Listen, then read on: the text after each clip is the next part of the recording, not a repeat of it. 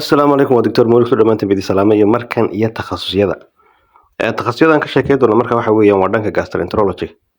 Gastroenterology maxaa tahay marka waxa weeyaan dhakhtarka ku takhasusay ee xanuunada habdhiska dheefshiidka. Ayaa la yiraahdaa gastroenterologist.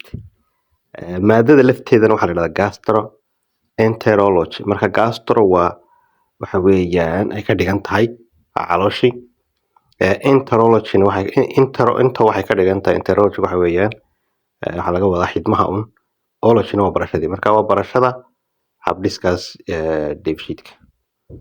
marka waxa jireen si guud waa loo baran karaa qofku uu ku noqon karaa dhakhtar guud oo yaqaana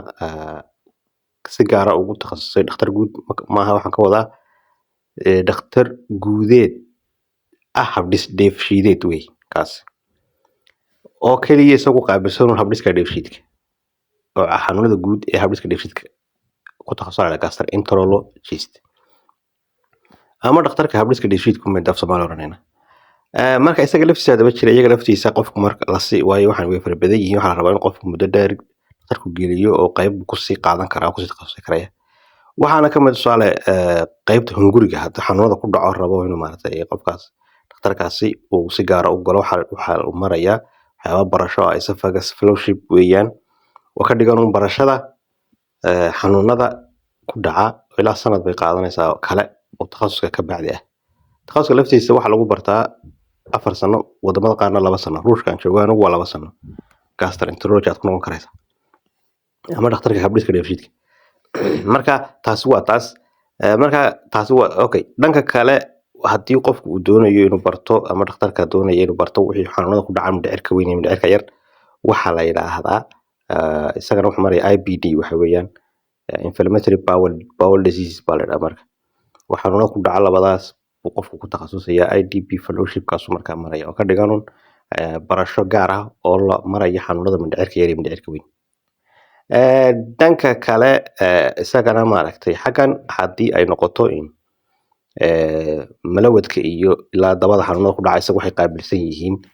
qaliimada ay qaabilsan marka halkan ma soo gelayaan qaliinada qofkaas u qaadanaya marka dhanka qaliinka marka kan aynu ka socono marka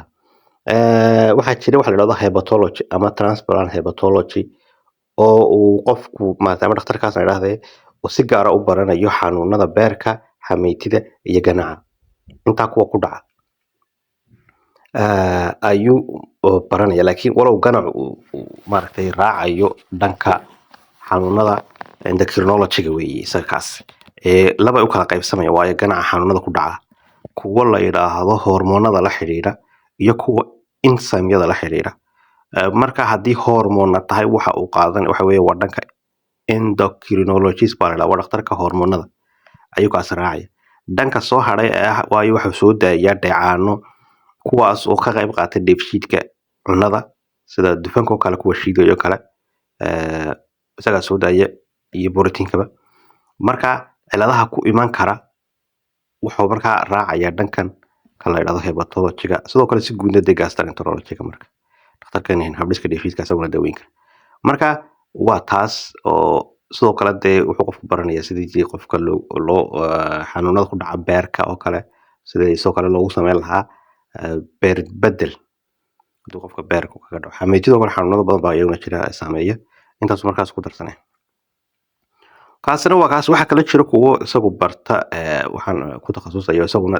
isla aan dhakhtarka dheefshiidka oo la yiraahdo advanced interventional endoscopy oo wuxuu baranayaa qalabyadan cusub ee lagu qalo qalliinada lagu sameeyo marka qofkii lama furayo oo sidii loo jeexi jiray looma jeexaye waxa la gelinayaa kamaradooyin iyo maqasyo waa la gelinayaa waxa ahayd kamarooyin iyo maqasyo wata oo saal laga soo jarayo lagana soo nuugayo sidoo kale waxa laga soconaya video waxa laga soconaya muuqaal laga soconaya muuqbaahiye caloosha qofka dhexdiisa marka taas weeye kaasina marka isagu wuxuu baahan yahay takhasus kale wax ka dhigan sanad ama 2 way noqon kartaa inuu dhakhtarkaasi dhakhtarka habdhiska dheefshiidka ku takhasusay inuu sii qaato takhasuskan kale si uu dadka ugu qaliinka ugu daweeyo habka casriga dhankan kale isagana waxaa sii jiraya mid kale oo la yidhaahdo neurogastroenterology oo qofku muxuu ku takhasusaya ama dhakhtarku waxa weeyaan dhakhtarka weeyaan habdhiska dheefshiidka wuxuu ku takhasusaya xanuunada la xidhiidha neerfaha waayo caloosha iyo mindhiciraha iyo intaan kasoo sheekeynay beerka ganaca wuxoo dhanba neerfa baa jira isaguna ka howlgala oo meeshaas gaar ahaan qaybtan caloosha dhammaantood neerfo ayuunbaa maamulaya sida tusaale qofka siduu u saxaroodo waxa jira yihiin neerfa ka qayb qaadanaya in la soo daayo acetylcholine oo kale wax la yidhahdo kuwaas oo maaragtay markaa ka qayb qaadanaya ururka iyo kala baxa muruqyada mindhicirka oo kale marka haddii qofka xanuuna kaga dhacaan ku saabsan dhankaas waxa qofkii ku dhacaya calool istaag ba ku dhacayo aan loo taakelin caloosho kale waxay u baahan tahay in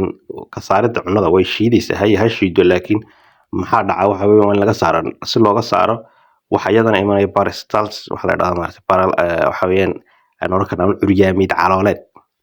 ayaa ku dhacaya calooshii haddii cillada ka jirto dhanka neerfaha iyo sidoo kale hormoonadana iyada waa la soconaysaa hormoonada lafteedu way ka qayb qaadataayoo dee hormoonada soo daayo qanjirkan la yidhahdo fiixdu waxa ay ka qayb qaadato marka ay sarreeyaan ama aada u sarreeyaan hyperthyroidismka oo kale dadka shuban buu ku keeni karaa calaamadihiisa ka mid ah haddii hypo yahay ama aan wax hormoonaa soo saarayn waxuu ku keenaa calool istaag marka iyaguna waa ka qayb qaataan marka qaybtana loo yaqaana marka qof dhakhtarka aadka ugu sii takhasusay kusii xeel dheeraanaya qaybtaas ayaa la yidhahdaa neurogastroenterologist buu noqonaya marka waa nidaam saa u dheer marka adigu waa kaasun dunidu waxa weeyaan waxaa loo si kala qaadanayaa weliba isagoo takhasus qofka haddana takhasus kala sii gelaya waxa weeye in lasii kala fududeeyo waa dhakhaatiirku waa fara badan yihiin mar haddii fara badan yihiin ma hadda in la dhahdo gastroenterologist baan innaga lafteena haddaynu eegno dalkeenii dee haddiiba la helaba dhakhtar maxay ahayday habdhis dhiibshiideed ayaaba lagu burasidaaba innaga hala heerka la joogo laakiin waxaan halkan uga sheekeynaya takhasusad wax kale waxa weeyaan in idinka dabageeyo kuwa caafimaad baranaya kuwa aan baranaynba in ogaataan waxyaabaha maaragtay tusaale qofka intan oo kale dhageystay xataa haddaanu caafimaad baranayn waxa uu garan doonaa maalinta haddii meel laga qabto isaga ama qof kale oo ehelkiisa ah cidduu u geli lahaa inay jiraan dhakhaatiir maaragtay waxaasoo dhan ku kala takhasusay marka waa wacyigelin caafimadeed oo guudeedun weeyaan casharadani marka